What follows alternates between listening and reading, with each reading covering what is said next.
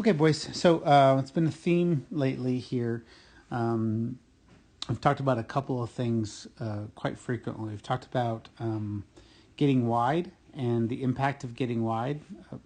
When we get wide, how helpful it is, and when we're not wide, how harmful it is. And then the second thing is our the spacing between our layers, right? Between our back line and our midfielders, and between our midfielders and our forwards. So I thought this was a good video to break down for you. This is the Stony Brook game. We're winning 2-1 at this point. We're in the second half, and we're about 3 minutes into the second half. The Stony Brook has just won a throw-in deep in our defending third, and we have Austin out here defending. So let me just let the video play a little bit for you. Okay, so we do a really good job. Immediately, Nico, who's playing right wing at this time, comes and applies pressure. You have Jackson over here. He's playing midfield, and he's going to apply immediate pressure as well. And then you have Tyler come in from off screen, and he comes in and applies pressure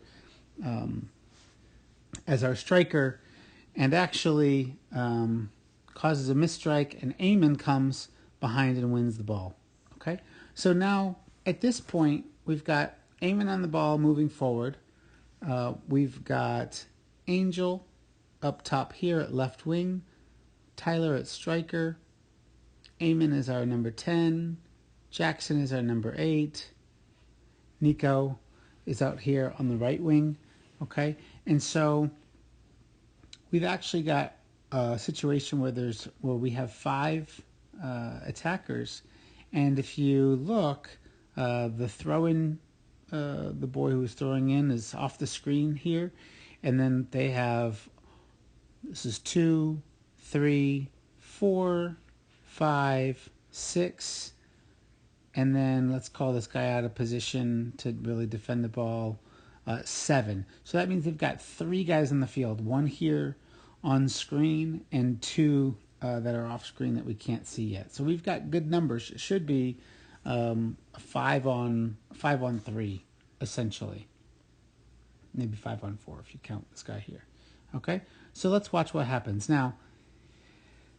Since the ball was on this side of the field, on the camera side of the field, Angel is rightfully pinched in. Okay, but now as soon as we win the ball, where does his run need to be? His run needs to be here. Okay, what you're going to see instead is he makes his run straight up the field, directly in behind Tyler. That's a challenge for 2 reasons. Number 1, he doesn't get himself into space.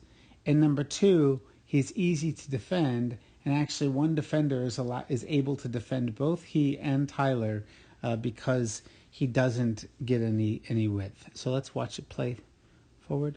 So as you see his run continued straight up this way, okay? And instead of going out here like this, okay? So what happens is Eamon goes and he's able to get through this defender and still get the ball off to Tyler. So now Tyler's getting the ball here, okay? And I'm just going to play this in slow motion. You're going to see now Tyler gets the ball, and you're going to look at him. He takes a look. He looks up this way. What's he looking for? He's hoping that Angel is out here wide. Instead, because Angel trailed, again, Angel, I'm sorry to pick on you, buddy. It's just that you happen to be the wing here, and this is a consistent problem for us. Because he trailed that way and made his run straight up the field, instead of coming out here up the field, he would be out on the sideline with his heels on the chalk waiting for the ball, okay? And that would be a great outlet for Tyler here, but instead Tyler sees no option. Now, as we've talked about before, you choose among the options that you know about. So since Tyler never turns and sees Jackson here, he doesn't know that he does actually have an option there. And then, since Chris Melgar is supposed to be our holding mid, he's holding a little bit too much. We can see at least 15 yards here in this space behind where we have not filled in this middle of the field. We've talked about this a bunch of the time to the three midfielders about how we've got to create layers. We've got some space between these two, no problem, but this is way too much of a gap, okay? Melgar is back here with our defenders instead of trailing closely behind, because if he were here, he'd also be an option for Tyler to see when he looks back. Instead, Tyler doesn't have any option wide.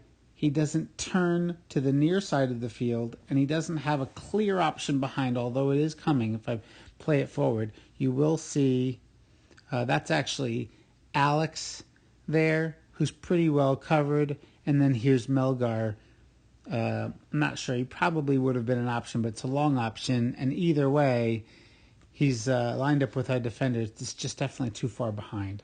Okay, so Tyler thinks that the only option that he's got here is to try to turn the ball back into pressure, which he does. By that time, he's surrounded by three defenders, and none of these gents come back to help him. Neither does anybody come up this direction to go and help him. So poor Tyler will sit here and take on 1, 2, 3 defenders all by himself. And finally he says, okay, nobody's going to come and help me. No one's going to come, Chris Melgar, and come and help pressure. And so now they're going to win the ball back. At this point, and our wing is now out of the play completely, both of them. Okay. At this point, their right wing, so now their center mid is on the ball, Max. Their right wing is here. Because Alex was playing high, we were moving the ball forward a little bit. He's a little out of position, but instead what essentially happens is he's not in a bad defending position, but this right wing makes a great run. Instead of doing what we would have done and heading straight up the field, he actually takes a nice angled run and heads towards the sideline, thus creating a gap between he and Alex. And Max, the center mid, makes a really nice ball, puts a really nice ball right through them into space for him to run onto. At this point, Alex is not terribly out of position, but pretty well out of position and trailing. The best option at this point is for Will, who's the number 5 or the left center back. What Will should do is come and apply immediate pressure to the ball, and Alex should come inside the cover. He's got Melgar trailing directly, and we have Vincent off screen here to go and cover him. So Will could pressure, and he'd have some cover, and Alex would go take an angle inside behind. But instead, Will doesn't go straight to it. Alex tries to chase a little bit, and this guy ends up getting another 15 yards, 20 yards, before he actually meets any direct pressure. At that point, because of Will's angle, guy's able to make a nice little turn in, and now he's got a clear path, essentially, to goal. He has a couple of options in the midfield there too, in front of goal. But we're going to see what he does here. He chooses. Alex tries to get from behind. He chooses to take it all by himself, and their counterattack goes straight into goal. Right? So let me just go and play this now at full speed for you. And this is the challenge with counterattacks. If we're not getting wide up the field, and if we have too much space in between our layers. Good pressure, everybody working, great pressure, good job. Eamon wins the ball. Now we're going forward. Let's get wide. We don't get wide.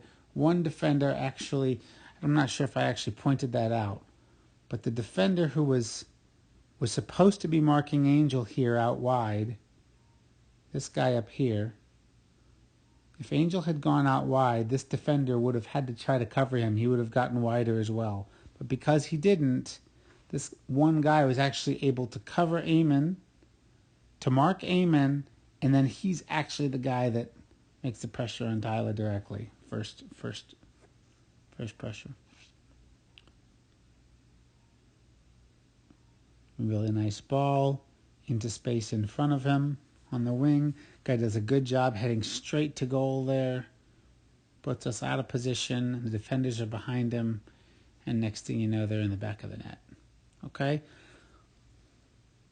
All right, let's learn from it.